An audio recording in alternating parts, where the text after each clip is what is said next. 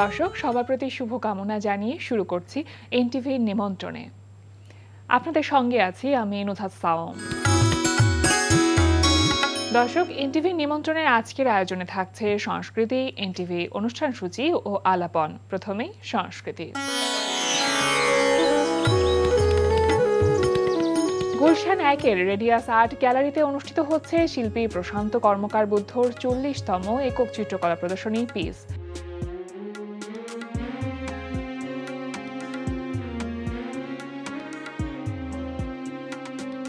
প্রদর্শনী চলবে 15 ডিসেম্বর পর্যন্ত। উত্তরার সেন্টার পয়েন্টের ভূমি আর্ট গ্যালারিতে অনুষ্ঠিত হচ্ছে রেজিলিয়েন্ট বিকামিং এ ল্যান্ডমার্ক আর্ট এক্সিবিশন। প্রদর্শনী চলবে 13 ডিসেম্বর পর্যন্ত। এবার এনটিভি অনুষ্ঠান সূচি। এবার জানিয়ে দিচ্ছি এনটিভির আজ রাতের বিশেষ বিশেষ অনুষ্ঠানগুলির সময়সূচি। সন্ধ্যা 6:35 সরাসরি সম্প্রচার হবে সমসাময়িক বিষয় নিয়ে অনুষ্ঠান সংলাপ প্রতিদিন।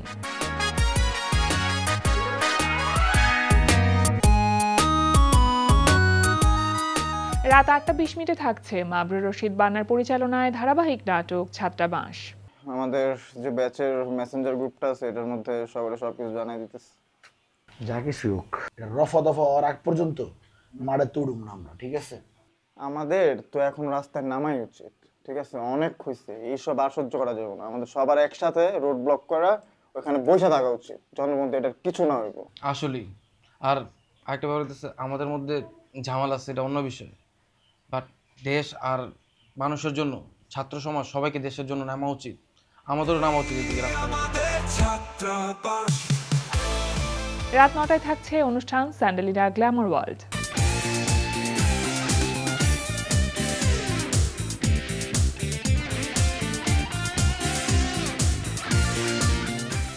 রাত 9:30 থাকছে শামস করিমের পরিচালনায় ধারাবাহিক নাটক 7 কিলো 1 গ্রাম। আরে লাবণ্য, কি ব্যাপার সকাল সকাল আমার বাড়ির সামনে রাস্তায়? দেখ, ভালো লাগছে, বুঝছি রাতে আমার চিন্তায় ঘুমায় নাই, সকালবেলা চলে আসছো। আমার তো মনে হয় আপনার চোখে সমস্যা আছে, আর নাহলে মাথায়। কারণ এই রাস্তাটা যে সদরে যায় সেটা মনে হয় আপনার জানা নাই। না, জানা আছে, কিন্তু সচরাচর তো তুমি এই রাস্তায় আসো না। রাস্তা ঘুরানোর মতন কথা ঘুরেও যে তুমি বলতে পারো তো সেটা তো আমরা জানি। আচ্ছা, যাই হোক, ম্যাজিক আছে, এই যে ম্যাজিক, তোমার এক সাগরে নিজেরে কোরবানের একটা গরুর মতো দাম হাঁকাইছে, 3 লাখ লেখছে। অন্যগুলার পোস্টারও আশেপাশে মিস্টেলে পাবো, কিন্তু আমি খুব হতাশ হয়েছি যে তোমার পোস্টার নাই এই জায়গায়। তোমার পোস্টার কবে লাগাইবা? আমার তো অগমত বিয়ের কেরা উঠে নাই, আমারটা সময় হলেই জানতে পারবেন। না না, কিন্তু ওরা তো 3 লাখ লেখছে, তাহলে তোমার একটু বেশি হওয়ার কথা। আমি রাজি, অসুবিধা নাই। শখ কত?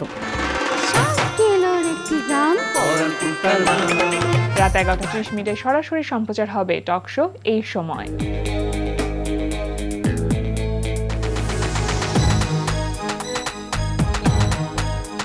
এই ছিল এনটিভির আজ রাতের বিশেষ বিশেষ অনুষ্ঠানগুলির সময়সূচি। এবার আলাপন। প্রিয় দর্শক, আমাদের আলাপনের আজকের অতিথি সঙ্গীত শিল্পী গামছা পলাশ। শুভ সকাল ভাইয়া। শুভ সকাল। কেমন আছেন? আলহামদুলিল্লাহ, তুমি কেমন আছো? আমি খুব ভালো আছি, অনেকদিন পর আপনাকে পেলাম। জম্পেশ একটা আড্ডা হবে, আপনাকে পেলেই আসলে দুর্দান্ত একটা আড্ডা হয়, আর গান তো সাথে থাকে। কেমন যাচ্ছে সময়টা পলাশ ভাই? আলহামদুলিল্লাহ, ভালো যাচ্ছে। গানের সাথে খুব ব্যস্ত আছেন, এবং আমি যতটুকু জানি আপনি এবার ভেজালে আছেন। ভেজালে আছি, খুব ভেজালে আছি, খুব। কিরকম ভেজালটা, কিভাবে আসছে? ভেজালটা হচ্ছে আমার গীতি কবি ফেরারি ফরহাদ ভাই হঠাৎ করে একটা গান আমাকে পাঠালো। গানটা 4 লাইন পড়ে, মানে গানের স্থায়ী পড়ে আমার এত ভালো লাগছে, মানে গানের শিরোনাম হচ্ছে খুব ভেজালে আছি। আচ্ছা, এই তো তখন থেকে ভেজালে আছি। ভেজালটা সারবে খুব রিসেন্টলি। ভেজাল কবে আসবে? ভেজালটা আসবে না, ভেজাল সেরে যাবে। আচ্ছা, হ্যাঁ, ওই 31 চেষ্টা করছি নতুন বছরে একটা আড্ডা ভিত্তিক একটা গান হিসেবে এটা রিলিজ করবো আর কি। আচ্ছা, মানে এই গানের প্ল্যানটা কবে থেকে করলেন? গানের প্ল্যান প্রায় 4 মাস আগ থেকে, 4-5 মাস হয়ে গেল। তাও তো অনেক দিন। তাহলে হ্যাঁ, আমাদের স্টুডিওতে আমরা আড্ডা বাড়ি সন্ধ্যার পরে, এতে হঠাৎ করে ফেরারি ফরহাদ তো উনি অনেক বিখ্যাত একজন গীতি কবি, বাংলাদেশের জেমস ভাই থেকে শুরু করে সবারই মৌলিক গান ওনার আছে। তো আমাকে বলতেছে যে হুট করে, উনি তো ভম মেরে থাকে, আমি না তোর জন্য 5-7টা গান করছি, বুঝছস? আমি তো লাফায় উঠলাম, কি রে ফেরারি আমার ফরহাদ ভাই জন্য, হ্যাঁ। আমার জন্য গান করছে, সে নিজে উইলিংলি আমাকে বলতেছে ওরে না হয় না বুঝছোস, পাত্রভেদে যখন সামনে যখন পড়ে যায় কেউ তখন আমি বলেই ফেলি আসলে আমি বলি, দাদা তোমার কাছ থেকে যে আমি গান চাইবো ওই সাহসটাই তো পাই না হুট করে। তুমি সময় পাবে কিনা কিংবা দিবা কিনা ঘুরাবা কিনা, না না না কি বলিস তোরাই তো এখন কাছে আসিস না, বলিস না এই করিস না ওই করিস না, মানে নিয়ে আমি যেসে দিলাম, এটা কোনো কথা হলো, তুমি যেসে দেবে না তো এটা তুমি আমাকে দিলা ভালোবেসে, এটা একটা আশীর্বাদ আমাকে পাত্র হিসেবে ওখানে দান করলা, সেটা আমার জন্য অনেক বড় ব্লেসিং। একদম। নে একটু পড়ে দেখ, আচ্ছা। ঠাস ঠাস করে হোয়াটসঅ্যাপে দিয়ে দিল। প্রথমেই দেখি যে মানে গানের মুখটার নাম হচ্ছে খুব ভেজালে আছে, মানে ও উনি একটু আলাদা মানে ধরনের এটাই গীতি hook কবি, point গানের। একদম হুক পয়েন্ট, আলাদা ধরনের গীতি কবি। তা আমি দাদা খুব ভেজাল আছি, মানে হ্যাঁ ভেজালেই তো আছে, পর পর পড়ে দেখ। তা বললাম দাদা এই গানটা আমি কম্পোজিশন সুর আমি কর, ফাইন। আচ্ছা আচ্ছা। পরে ওখানেই আমার স্টুডিওতে দোতারা ছিল, ওটা একটা বাজিয়ে একটা ইস্যু শুনলাম, আমাকে বলছে এটা ভালো লাগছে, সাথে সাথে তখনই তুলে ফেললেন। তুই একটা পলিশ কর, বাসায় যা, বাসায় গিয়ে ভাব একটা কাজ করবি যে রাত্রে গানটা সুর করে ঘুম থেকে উঠে ঠাস করে আবার গানটা শুনবি, ওকে, তাহলে তোর মোমেন্টাম গুলো রাইট ইয়ে হবে যে তুই রাত্রে যে মোমেন্টে গানটা শুনলি, ঘুম থেকে উঠে গানটা আসলে কি তোর ভালো লাগতেছে।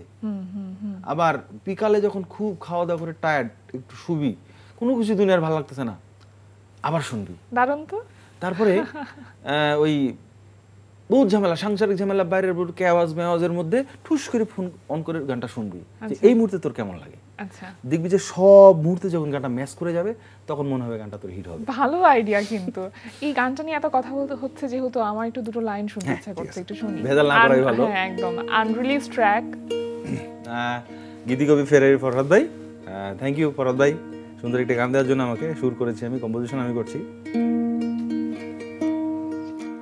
ধরলে মরি ছাড়লে মরি, ধরলে মরি ছাড়লে মরি, না ধরিলে আরো মরি, ত্রিমুখ মরায় বাঁচি। তবু তোমায় ভালোবাসি ওগো খুব ভেজালে আছি, তবু তোমায় ভালোবাসি ওগো খুব ভেজালে আছি। ধরলে মরি ছাড়লে মরি, ধরলে মরি ছাড়লে মরি, না ধরিলে আরো মরি, ত্রিমুখ মরায় বাঁচি। তবু তোমায় ভালোবাসি ওগো খুব ভেজালে আছি, তবু তোমায় ভালোবাসি ওগো খুব ভেজালে আছি।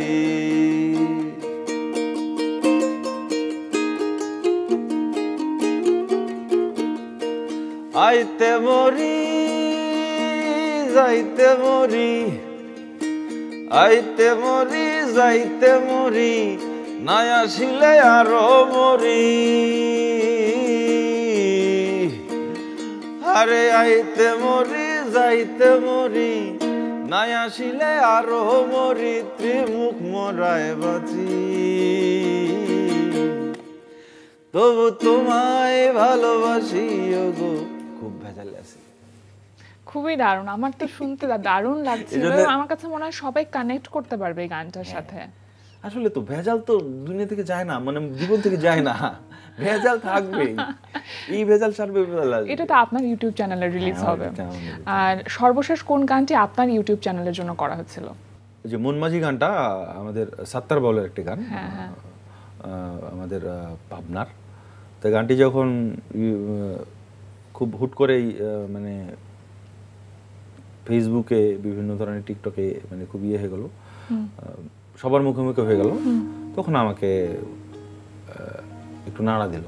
আচ্ছা, যে গানে কিছু কিছু জিনিস ভুল হচ্ছে, ইয়ে হচ্ছে, তারপর মূল শিল্পী কে তার নাম উচ্চারণ হচ্ছে না, তো সবকিছু মিলে এই গানের যে স্রষ্টা পরে জানতে পারলাম, জানতে পারলে এটাকে ওনাকে ডেডিকেট করে আমি গাইলাম, তারপরে এটা আমি আমার ইউটিউব চ্যানেলে রিলিজ করেছেন। বাহ, দারুণ। এবং আপনি খুব সম্প্রতি আপনার নিজের মিউজিক স্টেশনের কাজ শুরু করেছেন, সেটার কি অবস্থা? Folk factory. ফোক ফ্যাক্টরি, হ্যাঁ ফোক ফ্যাক্টরি হচ্ছে আমি আমার মনের মতো করে আমার যতগুলো অ্যালবামের কাজ করেছি আমি মোটামুটি আমার বসে থেকে কাজ করা প্রায় 200 গান। তো এই গানগুলো আমার প্রথম গানের শুরু থেকেই শেষ পর্যন্ত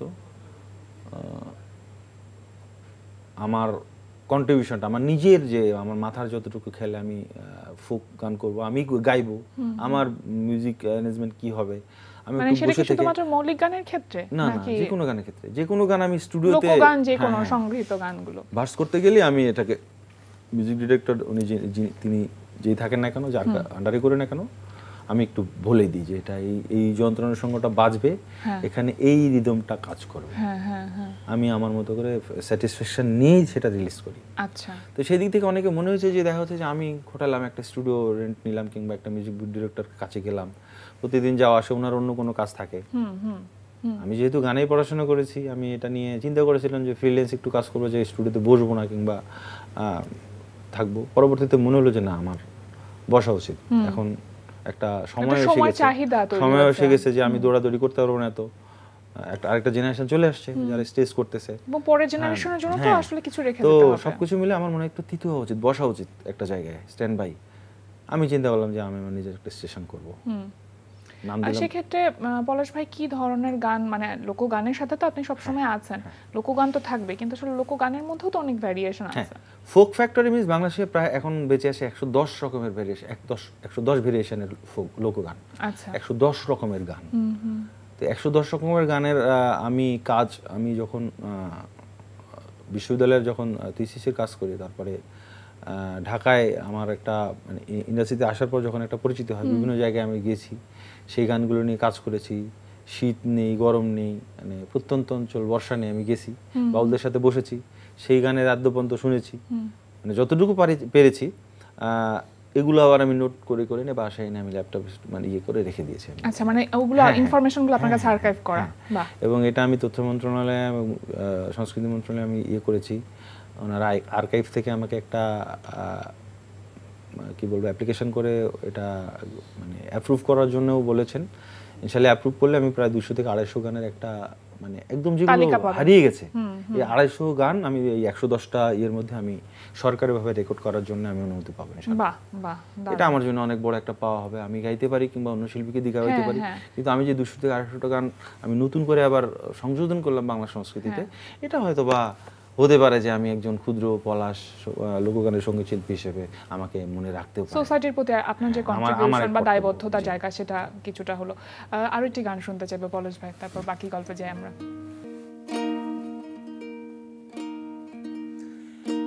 এই উদাস দুপুর বেলা সখী আসবে কি একলা নদীর ঘাটে রে, দেখতে তোমায় মন চাইছে।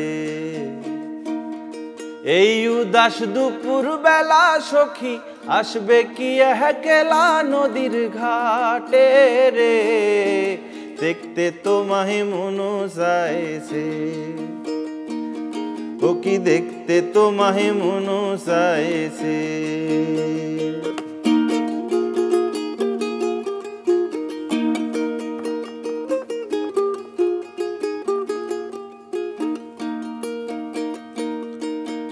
একবার যদি আসো সখী জল ভরিবার ছলে, মনের কথা বলবো তোমায় বসে কদম তলে, মনের কথা বলবো তোমায় বসে কদম তলে।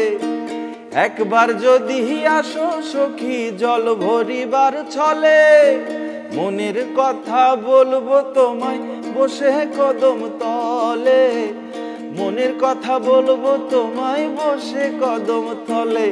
তুমি সকল দুঃখ ভুলে যেও চোখের পানে চেয়ে, আর শক্ত করে ধরিও হাত ছাইরা যাইবার ভয়ে, দেখতে তোমায় মন চাইছে। ও কি দেখতে তোমায় মন চাইছে।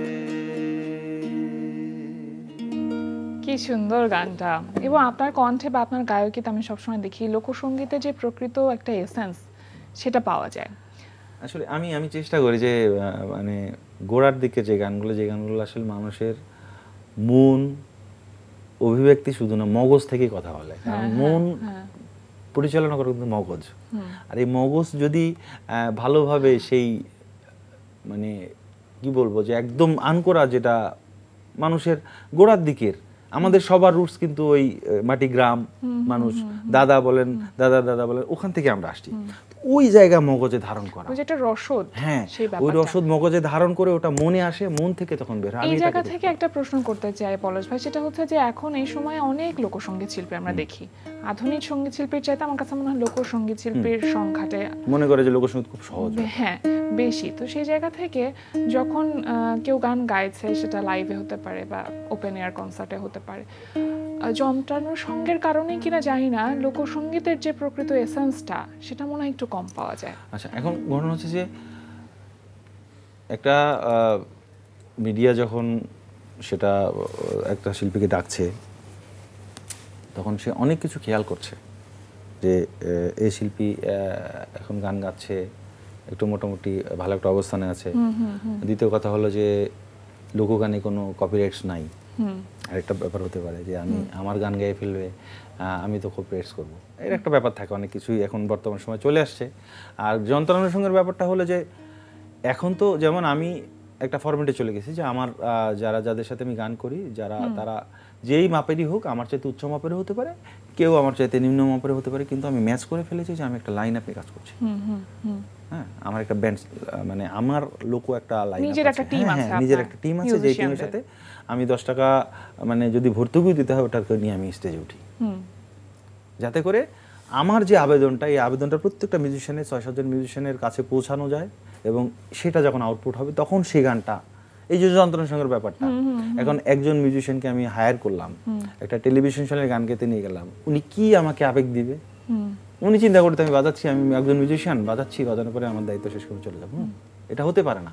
প্রত্যেকটা গানকে অবলোকন করতে হবে, গানের ব্যাকগ্রাউন্ডে কি চায়, গানের ব্যাকগ্রাউন্ড মানে কি ডিমান্ড করে, গান ডিমান্ড করে, সেই মিউজিকটা দিয়ে তো গানটাকে এনভায়রনমেন্টাল একটা অলঙ্করণ যেটা তৈরি করতে হবে। তাহলে এই এনভায়রনমেন্ট তৈরি না করলে তো গানটা ফুটে উঠবে না।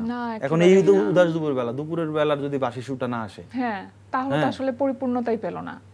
হ্যাঁ, একটা চিন্তা করো, একটা নদীর ঘাটের ওখানে একটা গাছ আছে, একদম রাখালে বাঁশি বাজাচ্ছে, উদাস বেলা সখী আসবে কি একেলা নদীর ঘাটে, তুমি একেলা নদীর ঘাটে আসবে, তোমার সাথে আমার প্রণয়ন হবে, ওই যে শূন্যতা, সেটা উপলব্ধি করার জন্য বাঁশিটা মাস্ট।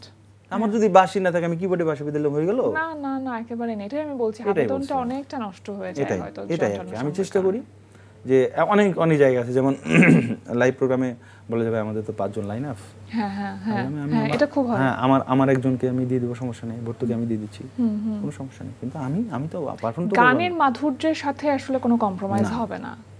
আর আমি একটা টেলিভিশন চ্যানেলে গান করছি, যত হাজার মানুষ আমার এই গানটাকে দেখছে, শুনছে, বুঝতেছে, জানতেছে, আমাকে তারা ওজন করতেছে, আমি একটা মানে ছোট্ট সম্মানে নিয়ে সেটা পাবো না, মানে সরি টু সে, তখন আমি কি করি, তখন আমি ওটাকে ম্যানেজ করি যে না, আমার পারফরমেন্স আগে। দারুণ লাগলো পলাশ ভাই, আসলে আপনার সাথে কথা বললে অনেক কথা বলা যাবে, নিশ্চয়ই পরবর্তী আয়োজনে আমরা আরো অনেক গল্প শুনবো, সবশেষে আরো একটি গান শুনবো। কোন গানটি শুনছি? এই মুহূর্তে একটি গান মনে পড়ছে, মাতাল কবি রাজ্জাক ধরনের একটি গান, তার লেখা গান, তোমার লেখা গান আমি গাইব।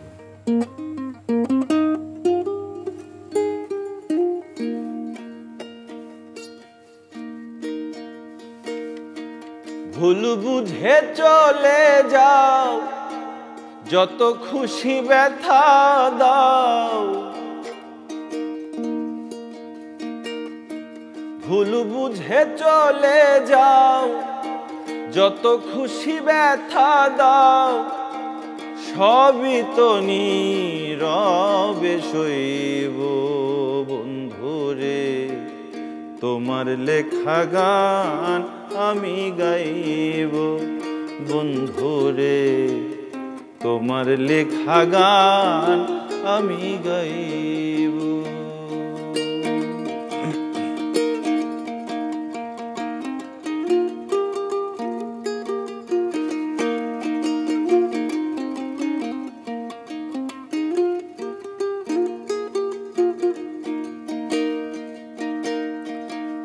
মন গগনের ফুল বনে আমি বনমালী, তুমি তো সেদিন ছিলে প্রথম গানের কলি।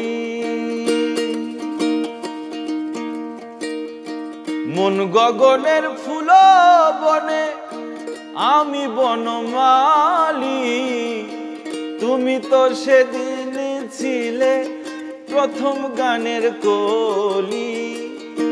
দুটি বিনা একই সুর, ভালোবাসা সুমধুর, দুটি বিনা একই সুর, ভালোবাসা সুমধুর।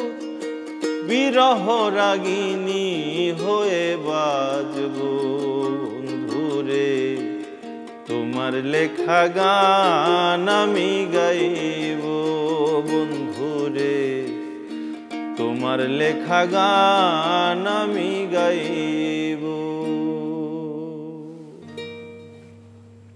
অসংখ্য ধন্যবাদ পলাশ ভাই আপনাকে, আর অনেক অনেক শুভকামনা রইল আপনার আগামী দিনগুলোর জন্য, যেন গানের সাথে পথ চলাটা, এই সাধনাটা কিছুটা সহজ হোক। ভালো থাকবেন সবসময়। ধন্যবাদ তোমাকে, ধন্যবাদ এনটিভি নিমন্ত্রণ অনুষ্ঠানকে, ধন্যবাদ কলা কুশলীদেরকে। এভাবে লোকগানের সাথে থাকুক, আমরাও থাকতে চাই সবসময় পাশে। সবাই ভালো থাকুক।